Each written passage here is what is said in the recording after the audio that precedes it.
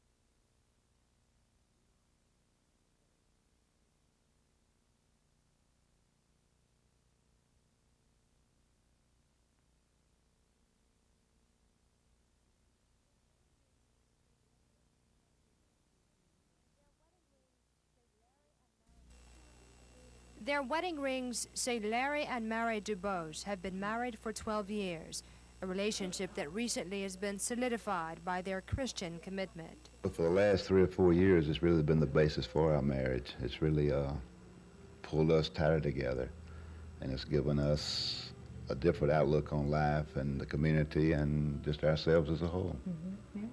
Sure. When I learned what a wife is supposed to be about according to God's Word, it made a whole lot of difference for me. The responsibilities, just the joy of it, and what a husband is supposed to be about. And as a parent, it's just the greatest. It really is. When we talked earlier, you said, Mary, that you don't look at your marriage as an interracial marriage, but as a happy relationship. That's right. Being an interracial couple just happens to be incidental. It's not what we focus on. Mm-hmm. Larry, you feel the same way? Yeah, pretty much so. I like to think of it now as just two Christians living a fantastic life together. So you're both happy? Oh, fantastic, yeah, really. Wednesday night at the DuBose house is regularly set aside for fellowship. It's a small gathering of community neighbors, friends, couples, singles, and children who spend about an hour worshiping the Lord. Hello, Janet. How you doing? I just sent Janet. Hi. Larry says since he's head of the household, it's his responsibility to start the devotion, which always begins with a song. Oh, how sweet to walk in this pilgrim way, leaning on the everlasting arms. Oh, how bright the path grows from day to day, leaning on the everlasting arms. The night I visited the DuBose during the fellowship, Mary shared in the Bible teaching. She captured the group's attention, her voice confident, determined, believable, and sincere. We know God loves us. We know sometimes we get out of fellowship like we were looking at in 1 John. Sometimes we get out of fellowship, but God loves us. Therefore, he forgives us. Larry and Mary say their relationship now is built on a spiritual foundation. The fact that Larry's white and Mary's black is, well, according to them, just the way God planned it. She gets a better tan than I do, but that's about the only difference, yeah.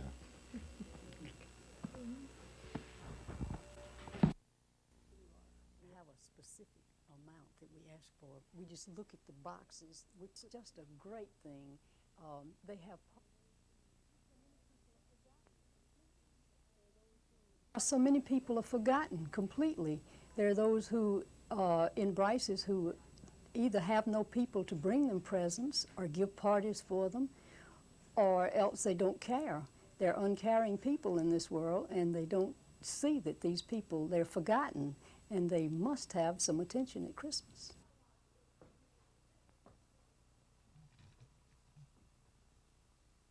Christy, what do y'all do with that thing when you start taking the water?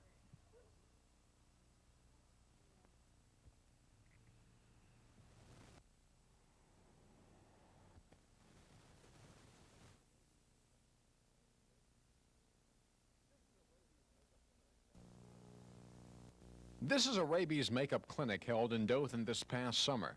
The clinic was held after a low turnout at the annual vaccination clinic in July. While the turnout this day was good, a number of pet owners stayed away.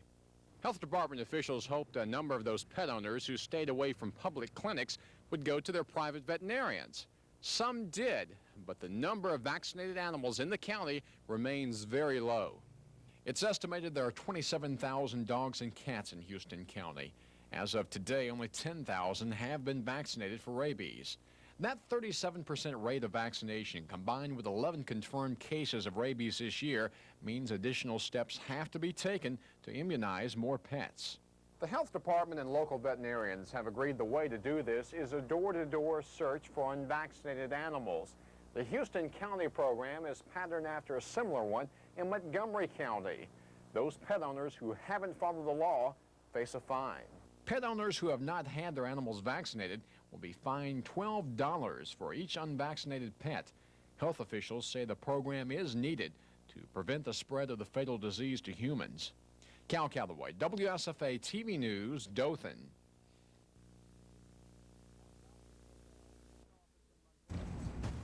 At South Central Bell's main office in Montgomery, workers are preparing for the start of Equal Access long-distance phone service. Simply put, Equal Access will allow Bell customers to choose any one of 5 long-distance services and then make long-distance calls by simply dialing 1 or 0. Up until now, only customers of AT&T have been able to do that. The changeover has been in the works for months. It's part of the government's effort to increase competition among long-distance companies. But Equal Access won't come equally to all customers. At first, you'll only be able to get Equal Access if your phone number starts with 26 or 83, 293 or 241. Later, everyone should be able to get in on the act. But even then, Equal Access won't apply to all long-distance calls. Those that are made within the Montgomery phone district will all be handled by South Central Bell. If you want to choose a preferred carrier for your long-distance calls, you need to do so by May. You can still choose one after that, but instead of being for free, it'll cost you $5 a shot. Tom Foreman, WSFA TV News.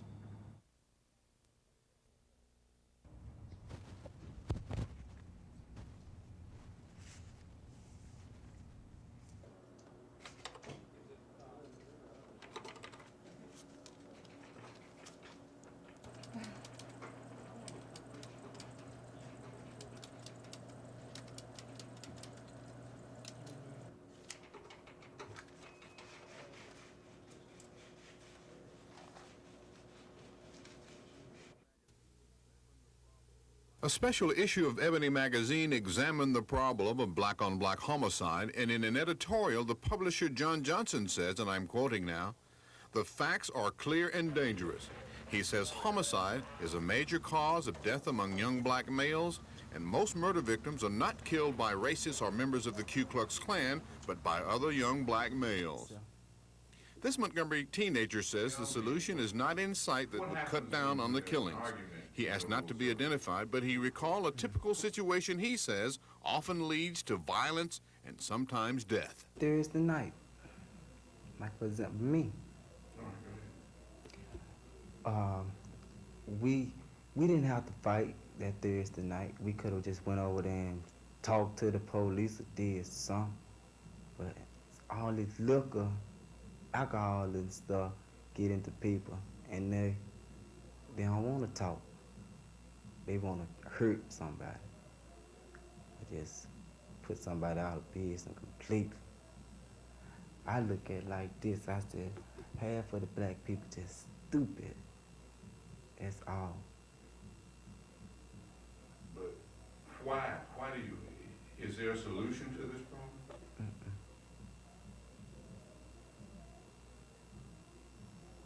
No.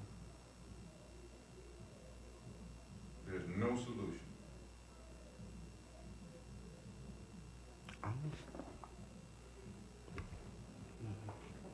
Not for half of them.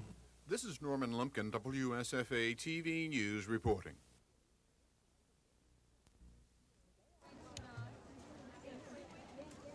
The day after Thanksgiving is traditionally the busiest shopping day of the year in Montgomery. It's also the most profitable.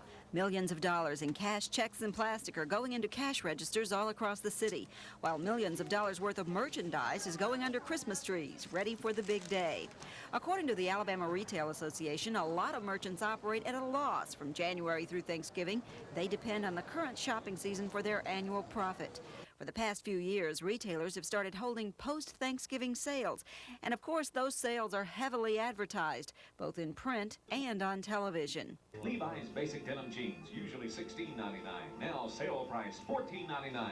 Apparently the approach works. The shoppers turn out. What pulled you into the stores today? Sales. Definitely the sales. It's the best time to buy anything. Day after Thanksgiving. Save money. Lots of it. Saw in the newspaper that it was a sale and we wanted to buy some Christmas gifts for our family. And I'm with her. While today is the official beginning of the Christmas rush, you needn't feel that pushed for time. With Thanksgiving falling a week earlier than usual, Santa's deadline is a little farther away. Lynn Sampson, WSFA TV News.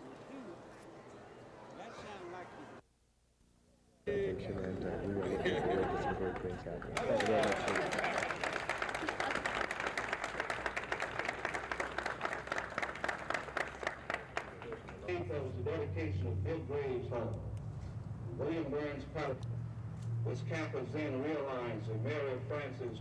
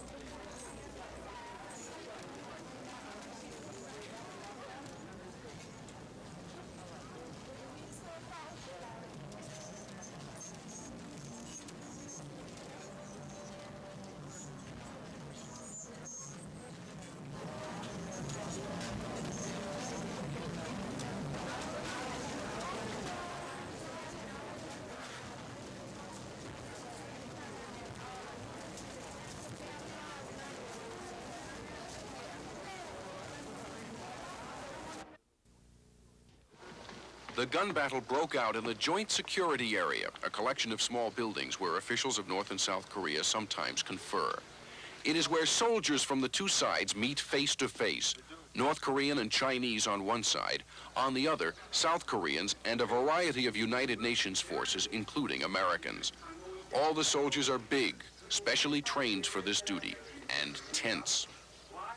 But as these pictures from last week show, reporters and even tourists move casually among the guards, taking care only to stand clear of the line that separates North and South. This is a tourist spot, but officially the two sides are still at war.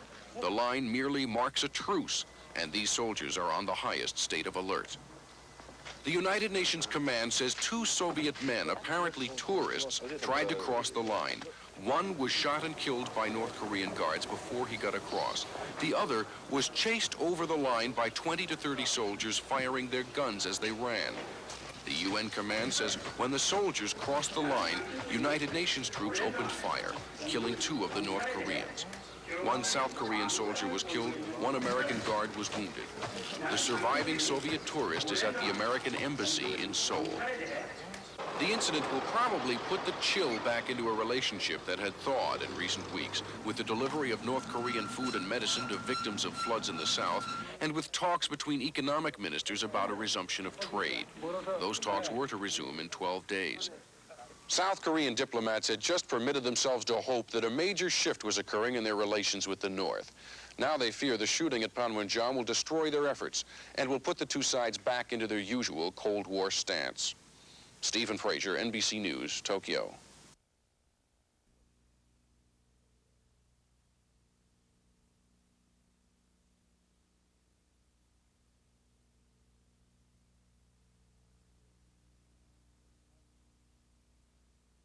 It's been hard for you, hasn't it, at times, Barney? Yes, it's been hard, but the heart itself has pumped right along. got any words of advice for somebody that was going through this again? If they were to come and sit and ask you what it was like, what would you tell them? Well, I tell them that it's worth it. There's an alternative. They either die or they have it done.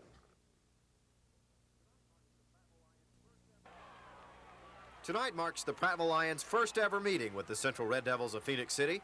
But Lion coach John Glasscock has seen enough of the visitors on film to know they deserve their #1 ranking. They have a quarterback by the name of Marco Battle that is definitely a college prospect. Also, they have a good running back in James Joseph, number 10. And he's a big kid, about 6'2", 190, and it should be quite a test for our defense. The big play has helped Prattville all year. Last week it was running back Anthony Bishop against Selma. The week before, quarterback Chris Turner against Jeff Davis. But if the Lions are to beat Central, they'll have to play ball control. You know, resting our defense, and I think that's going to be the secret to winning tonight. Prattville High School is making only its second appearance ever in postseason play. The Lions reached the playoffs for the first time last year. But their lack of playoff experience hasn't affected them on the field or in the stands. The town seems to be real excited about what's happening, and everybody seems to be getting involved, and it's just exciting times in Prattville right now. Dave Cody, WSFA TV Sports.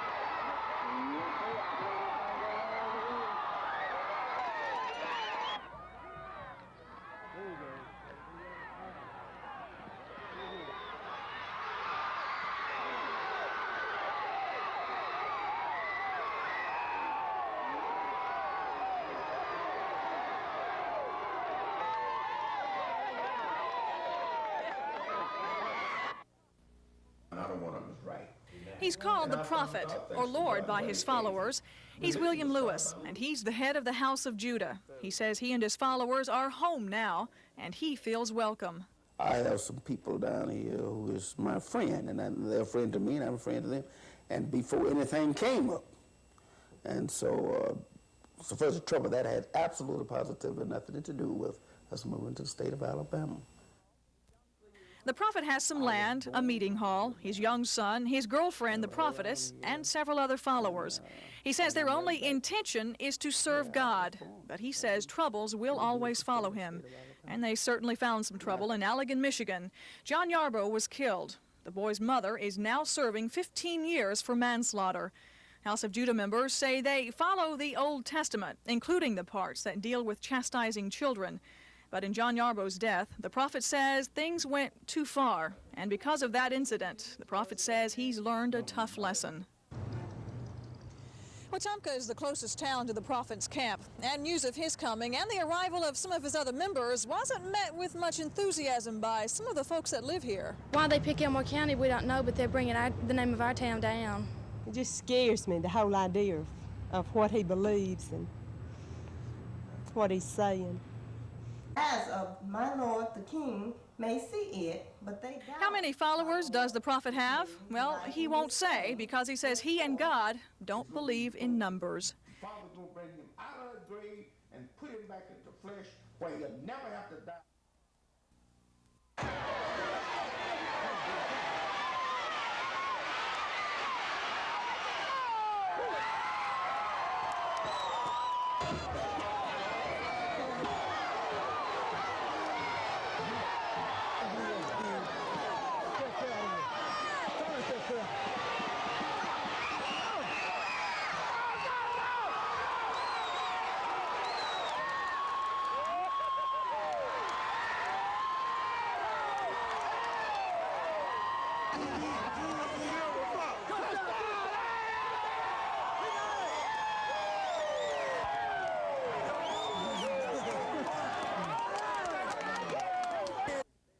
A very cold and chilly night at Prattville Stanley Stadium, an overflowing crowd on hand for the 6A matchup. And with a week off for both Alabama and Auburn, some of the coaches on hand looking at prospects. In the second half, a central turnover, and the Lions take over. Their only second half touchdown came from number 24, Anthony Bullitt Bishop, on a 3rd and goal call. Bishop heads in off guard. The Lions were ahead now 15-6 in the third quarter. Then things really got messy. A power outage closed out the scoreboard, and the officials timed the game on the field. So it's late in the fourth quarter. The Lions driving. Number 83, Chas Cowart, pushes the Prattville team closer with this catch, and that sets up a Nathan Frank field goal. The Lions were ahead now 18-6. Bishop set up the Lions' next score, and again it's Frank, this time a 24-yarder. Prattville wins it over Phoenix City 21-12. They will play the winner of the BC Rain Theodore game next week at home. Jim Jackson reporting, WSFA TV Sports.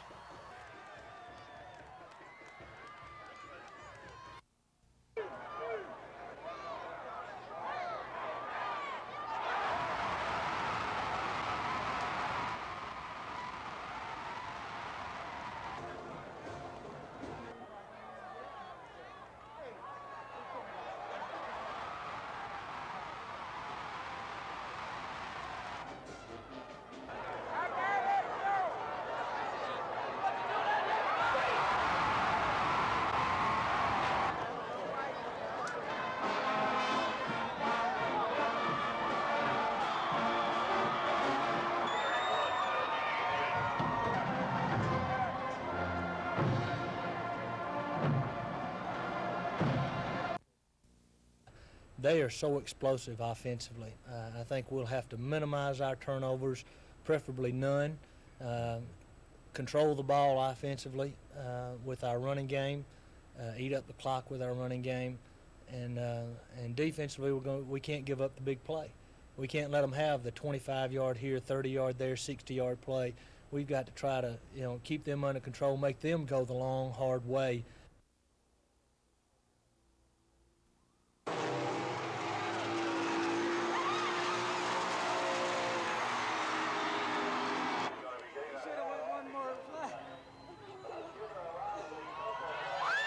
Just working with something a little bit bigger and they're a little top heavy, so you don't want to cross them up too bad in the corner. If you spin out, you want to kind of work your way with the spin instead of trying to straighten it up real quick, because with the truck, they can roll over, and it has happened.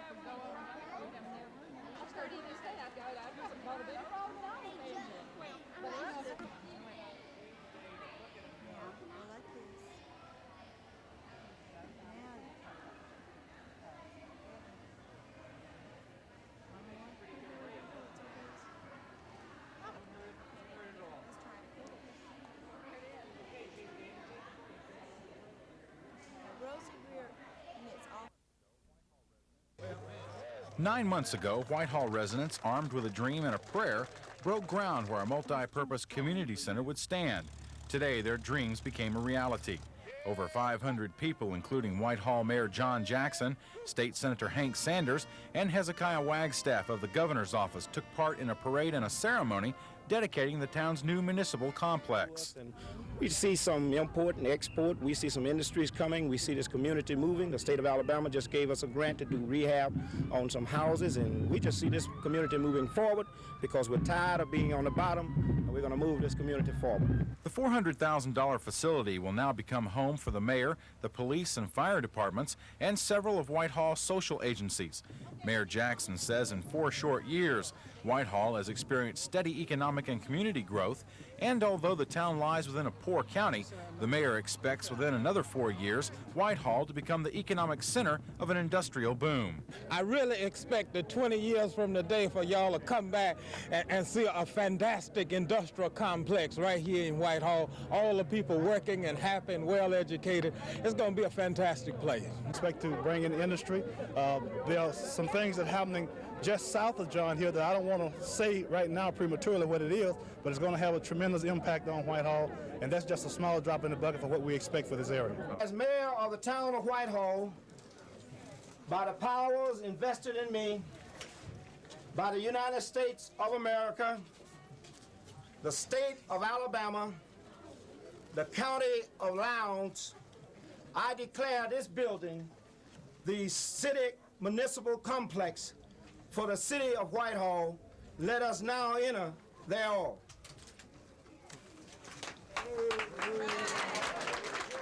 Dean Argo, WSFA TV News, Whitehall.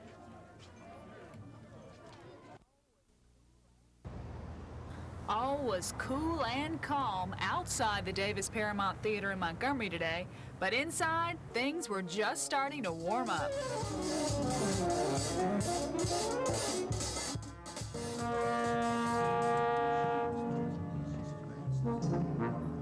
Actor Calvin Lockhart, jazz flutist Herbie Mann, and actress-singer Margaret Avery are in town with the Birmingham Heritage Band to pay tribute to a man who recorded over 800 songs and appeared in 12 movies before he died in 1965.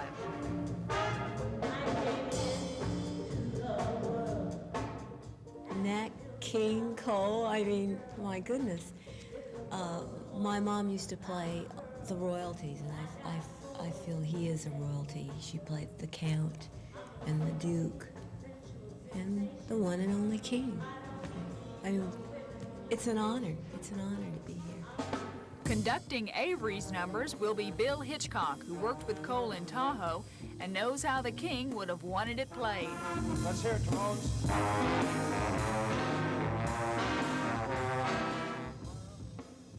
The organizers of tonight's tribute aren't only saluting the star, but hoping to make more Alabamians aware that Nat King Cole came into the world as Nathaniel Adams Coles of Montgomery.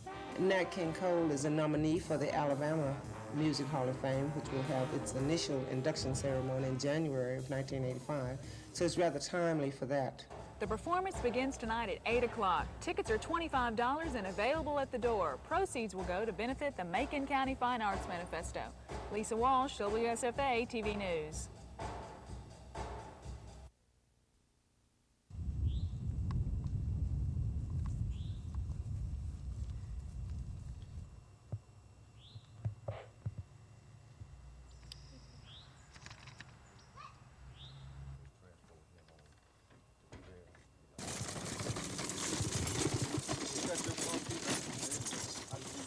No, that's mine.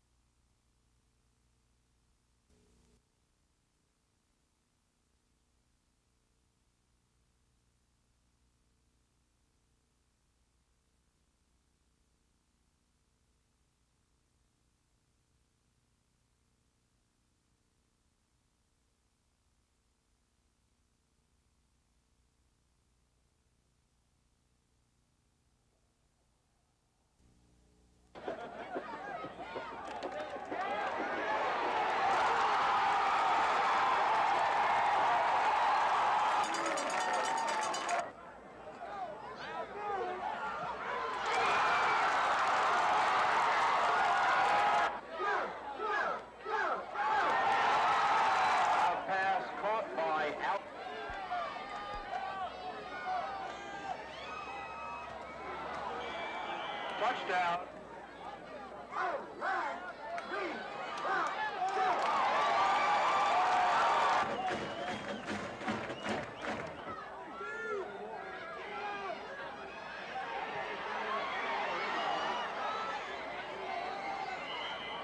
Touchdown.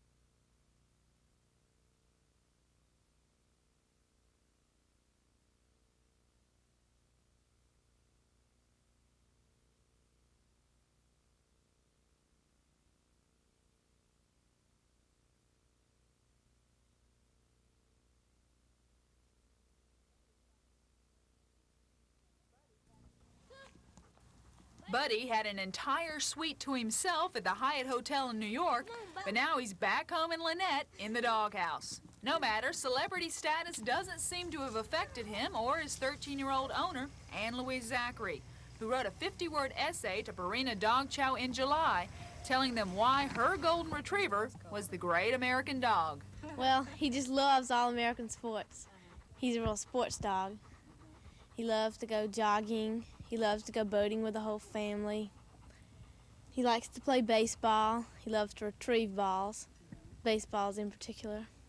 He loves to go swimming, too. Because of Buddy's great American characteristics and the 35,000 people who called in to vote for him, the Zachary family is $25,000 richer. Ann Louise says she plans to use the money to pay for her college education, take the family on a trip, and make a donation to the local Humane Society. She and Buddy will appear on 8 million bags of chow next year. Meanwhile, Buddy gets free dog food and resumes his normal role. He's really a family dog. Lisa Walsh, WSFA TV News, Lynette.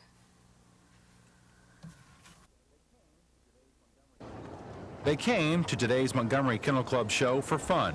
The ribbons, the prizes, the points toward champion status, and they came from everywhere. Owners, breeders, and handlers came from the Southeast, California, New Mexico, Michigan, Illinois, New York, and practically everywhere in Alabama to compete with over 900 dogs in show and obedience events. The purpose of the AKC show is to improve breeding stock, to show and compete against each other to further the improvement of purebred dogs. For some, the show is a chance to compare the family pet with other family pets, but also with champions, to see if the dog is worth the paper the pedigree is written on. But for others, it's pride, ego, the competition, and for still others, it's business. Breed them. We have them breeder owners, and we have people that that just do it as a tax write-off and have dogs, and they like to beat the other fellas just like any other sport. You like to beat the other man, you know. Each breed is judged on physical structure, condition, gait, and temperament. The winner advances to the winners class. 2 are chosen for the best of breed competition. Only 1 can win, of course. And also there is the best of show. The winner of each breed compete for this honor. For Greenville, South Carolina's George Ward, who already has 174 championship ribbons, today's show is just another day's work. If it has any competition, they go looking for competition and add to their laurels as far as winning and so forth, just like athletes go all over the world to run or skate or whatever. People have an ego trip with dogs the same way. The Montgomery Kennel Club is already planning next year's show, but Ward and others like him are packing up, heading west for next week's show in Arkansas. Dean Argo, WSFA TV News. And we're finding too many young people, poor people, black people, and we will be working through our Fair Share program to target banks. We believe that the work of the Reverend Jesse Jackson and his presidential bid did a lot to spur black voter participation. We believe that the negative impact of Reagan administration policies on the poor in particular did a lot to bring black and poor people out to vote against Reaganomics and Reaganism. Other businesses where blacks have been known to spend a large share. In order for us to be successful with these 4 programs in this local community, many young people, poor people, black people dropping out of school before they graduate, dropping out at 10th grade, 11th grade, and we... Basketball at Memorial Coliseum last night in Auburn. Chuck Person led all scorers with 20 points. His first 2-pointer, a zinger from the corner. Stetson pulled to an early 8-6 lead, but Auburn came back with 10 unanswered points. Gerald White brings the ball down. Person passes to Frank Ford for the bank shot. Auburn used a strong defense to dominate Stetson. Ford picks off a pass, and a little help from freshman Terrence Howard advanced the Tigers' lead. At one point, Auburn had 5 freshmen on the floor. Here, 6'7" freshman Chris Moore from Atlanta finds the easy bucket. Person scored 6 points in the second half. The All-American from Brantley drove the Tigers to a 92-50 win over Stetson. Auburn plays again tomorrow night at home with Columbus College.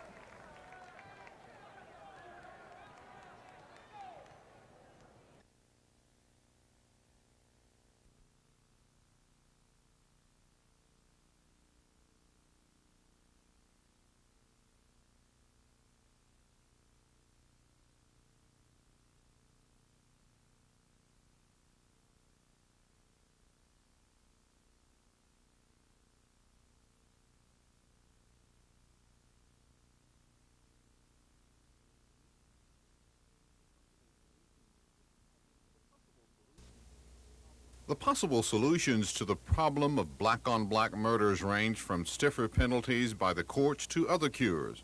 Those are offered by Montgomery County Circuit Court Judge Charles Price, Montgomery County Commissioner John Knight, and City Police Major John Wilson. I think all of us need to accent the problem and talk about it and try to corral people into developing self-esteem and self-respect for each other, and I think if we do that, I think that'd be the first step toward perhaps decreasing the number of violent crimes, and particularly murder, that occur in the black community. And the social economic status of individuals, in my opinion, has something to do with the crime rate. And I think that we're going to have to address that issue to try to get a handle on the black-on-black crime issue. This is something that has got to be cured from within. They have got to do it within their own family circles. They've got to do it within their own civic leaders. We can't do it. We can't stand there and hold their hand every time they have a family argument.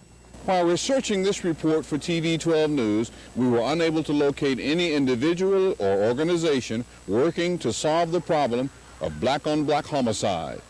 This is Norman Lumpkin, WSFA TV News reporting.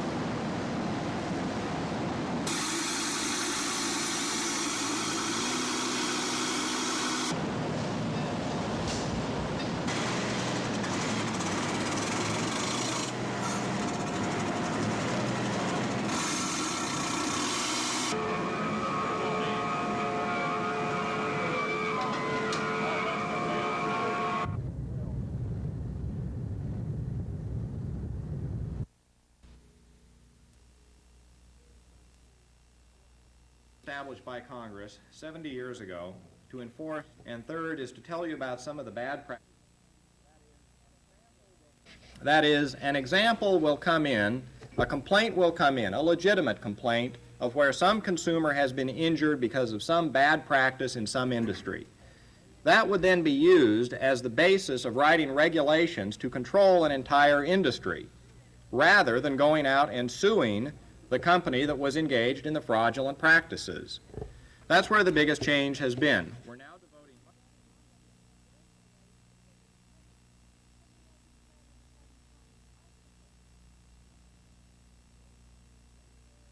quote, unfair and deceptive acts and practices, end quote, that affect business. These deputies filed suit against the county commission over pay raises approved by the Alabama legislature this year for full-time law enforcement officers. When the bill was passed in May, Becky Hart worked as a dispatcher, while Willie Roy Turner and Ricky Ducker worked as wardens at the county jail. At the hearing in the case 2 weeks ago, Sheriff Lamar Haddon testified all three met the requirements for the raises, even though they weren't classified as deputies until this month. Circuit Judge Billy Joe Sheffield agreed and ordered the county to give the deputies back pay, but some of the commissioners disagree with that ruling. Commissioners contend the three were not eligible for the raises until they were reclassified as deputies. It's his interpretation that the act takes out of your hands and the personnel board's hands as to whether or not these people are, let's just say, meet the requirements of the act. The job description before the personnel board has no reference whatsoever of the jailers being in law enforcement, which the act calls for. On Roundtree's motion, the commission voted to appeal the ruling, with Commissioner Pat Raley casting the only dissenting vote.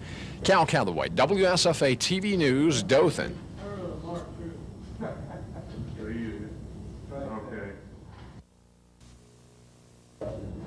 She may not want it if you don't set the salary high enough. Probably come out ahead by putting a change. That will be established. All in favor signify by saying aye. Any opposed? It's unanimous. This is U.S. Standard Sign Company Toledo determined the lowest bidder meets specifications. The Soil Conservation Department, in conjunction with the Bear Creek Project.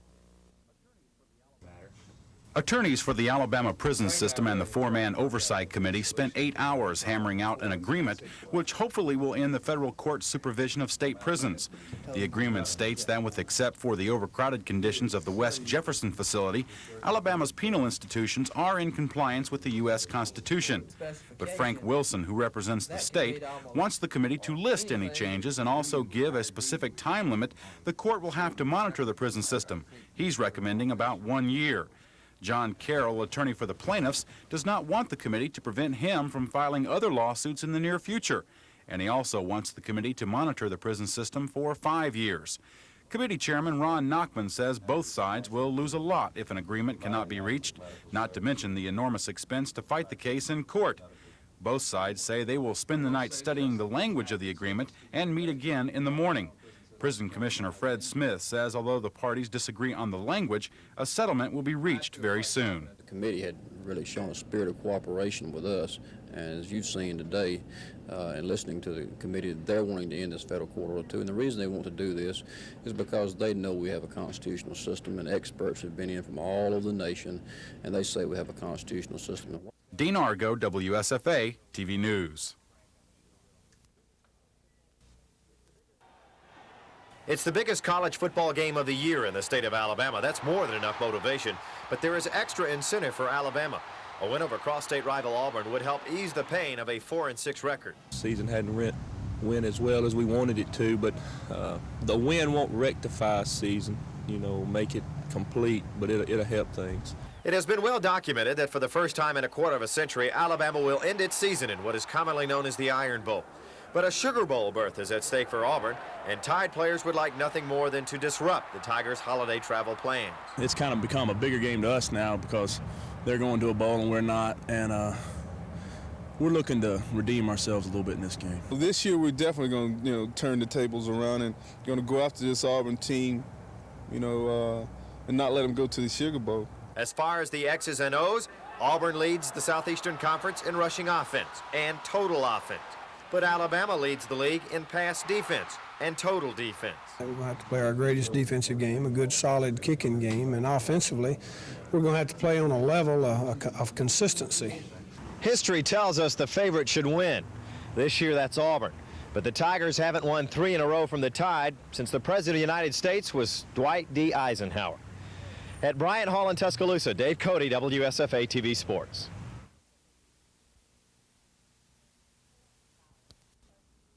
$1,000 to purchase 4 computers. I guess I got a little too emotional just thinking of it.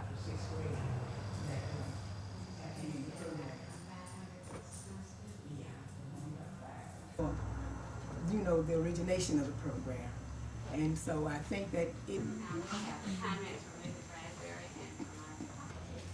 Checking on you.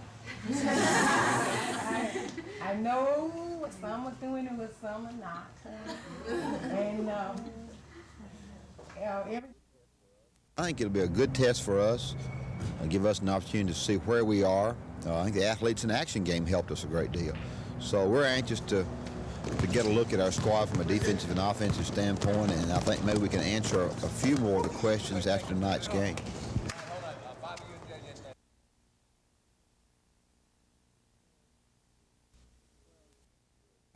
Well, this is really just like any other game.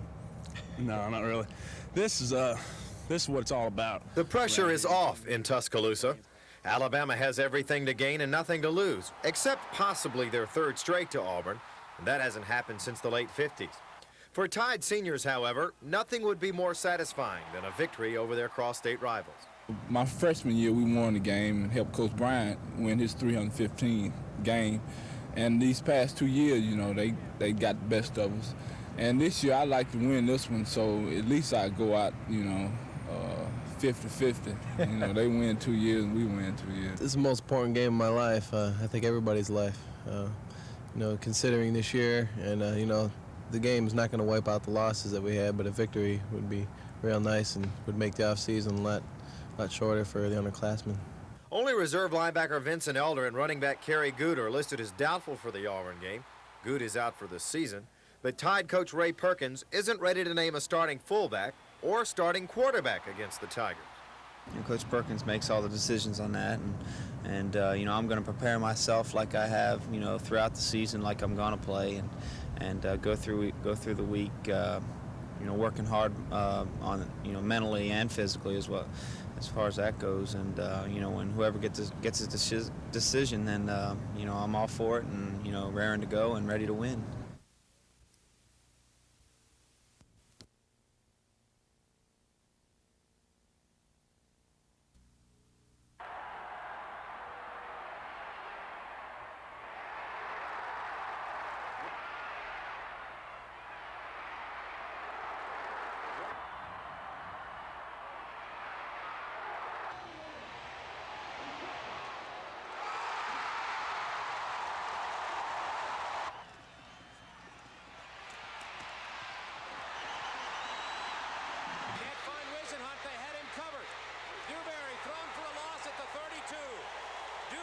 Slipped loose.